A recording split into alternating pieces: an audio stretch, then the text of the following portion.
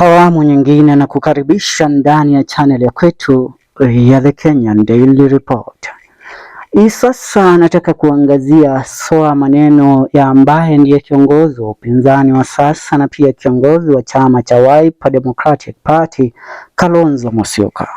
Kalonzo leo aliweza kutembea akihudhuria kanisa katika sehemu na eneo bunge la Limuru, ambapo aliweza kutoa maneno na matamshi ambayo yaliweza kuweza kudhihirisha kwamba uhusiano wake na aliyekuwa rais wa Jamhuri ya Kenya Uhuru Muigai Kenyatta ni uhusiano ambao kwa sasa upo tahabani. Kando na hilo, Kalonzo pia aliweza kuzungumza na kuweza kumuita na kutuma wito kwa ambaye ni jaji mkuu nchini Kenya Martha Koome awezi asoa kushughulika na kesi ya Rigathi Gachagua na kuweza kuikamilisha na kukamilisha kusikizwa kwa kesi, ndipo Rigathi Gachagua aweze kujitosa ulingoni wa siasa nchini Kenya na kuweza kuipa Jamhuri ya Kenya upinzani ambao una nguvu. Mkiniruhusu ni bandili kindimi, nitaweza kuzamia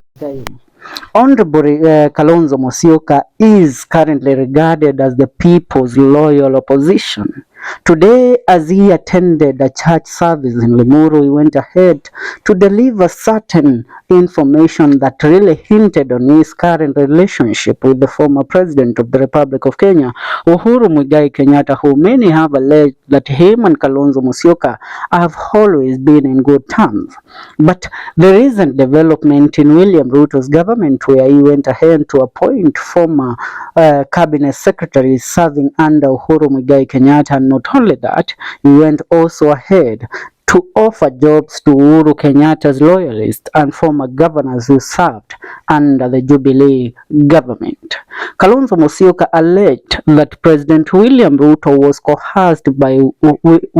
President Uhuru Kenyatta was coerced by William Ruto, who went ahead to beg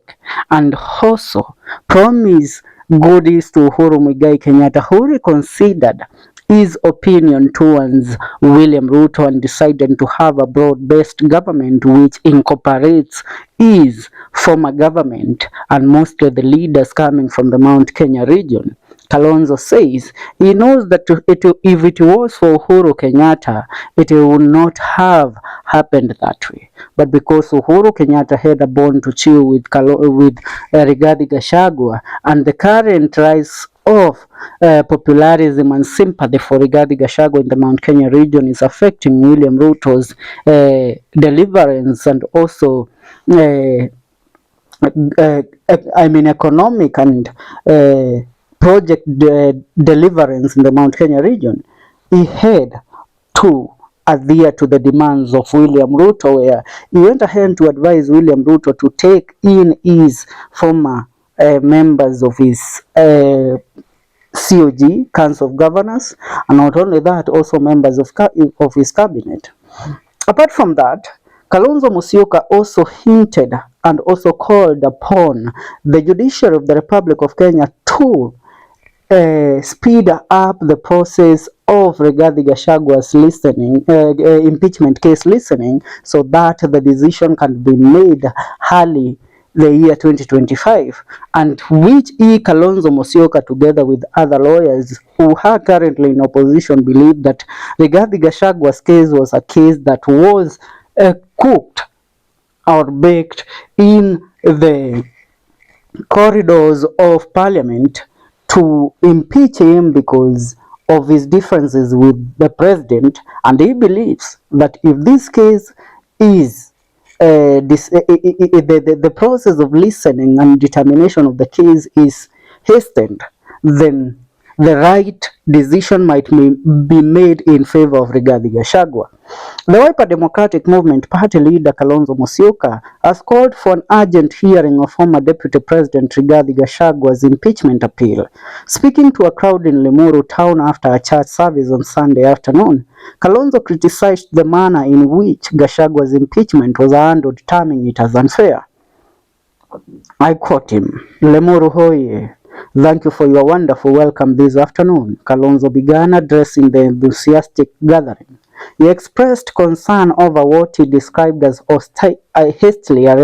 arranged impeachment trial, adding that everyone deserves a fair process. Gachagua, who served as the second deputy president, was impeached nearly 3 months ago. Amid controversies surrounding his tenure, Kalonzo's remarks appeared to align with growing calls from a section of leaders for justice to prevail in the matter. The former vice president highlighted the need for impartiality and respect for constitutional processes in addressing leadership disputes. His appeal needs to be heard urgently, Kalonzo emphasized, urging the relevant authorities to expedite the process. Kalonzo's statement has sparked controversies and conversations about the political landscape and the role of bipartisan support in addressing governance challenges. Many interpreted his stance as a gesture of political goodwill, signaling potential collaboration across party lines. The Limuru visit comes as Kalonzo continues to solidify his position as unifying figure in the country's political arena. His remarks are likely to influence ongoing debates about justice and fairness in handling high-profile political cases. Now, the former deputy president's appeal remains pending, with no clear timeline set for its hearing. Kalonzo's call for urgency hands pressure on the judicial system to resolve the matter expeditiously. When you look at also how the current regime is functioning and what is currently going on in the judiciary, you will realize that Kalonzo Musyoka really knows what he is doing, because there are calls from different Kenyans and different senior councils, not only senior councils, even advocates, councils, and also uh, activists who want the Rigathi Gachagua case appeal to be listened to, because they believe, and also Kalonzo being a senior counsel in the Kenya Law Society, he believes that if this case is listened to and the appeal is listened to by the correct bench of judges, then there will be a very, very, very changing decision that will be made on the career of the former president or deputy president Rigathi Gachagua. And this tells you that there might be a chance that before 2025 on June, the case of Rigathi Gachagua might have been determined. And if this case is determined, there is a high possibility that Rigathi Gachagua might be exonerated of all charges laid upon him. And if he is exonerated of all charges, then the government of Kenya will have to compensate Rigathi Gachagua fully. And if he is compensated and exonerated of all charges, that gives him a chance to go ahead and consolidate and form a political base that will unify the opposition at large. Because yes, right now we know that Kalonzo Musyoka is the opposition leader and people's loyal opposition leader. When Kalonzo Musyoka comes together with, and you have seen, let me give you indications. Yesterday you all saw the former cabinet secretary Fred Matiang'i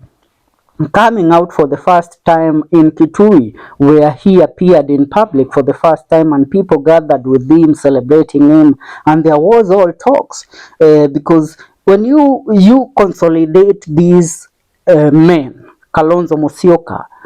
former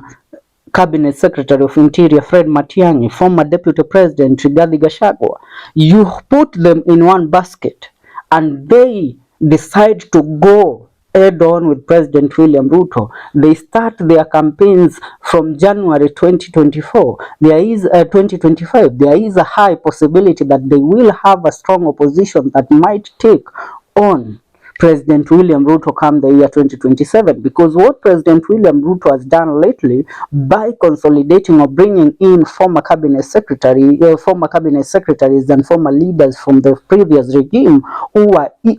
opposing him is weakening the opposition. And once he has weakened the opposition, he knows that he has a high chance of winning the election come the year 2027, because these people who have been given these positions, they will go ahead and try to change people's mind with different narratives and sell the ideologies of Ruto of how good he is and the misunderstanding that people have with him as a leader, and that might change the whole narrative of how people have recently been perceiving or taking the the current president. So what Kalonzo is doing is very strategic, and that is one thing that Gachagua might should also try and learn, because one thing with Rigathi Gachagua, he does not have a laid out plan on how he is going to continue with this politics come the year 2025. He just says tuko na mpango, tunaongea, tutafanya, but at the end of the day he needs to lay out his plans which might really influence the government come the year 2025,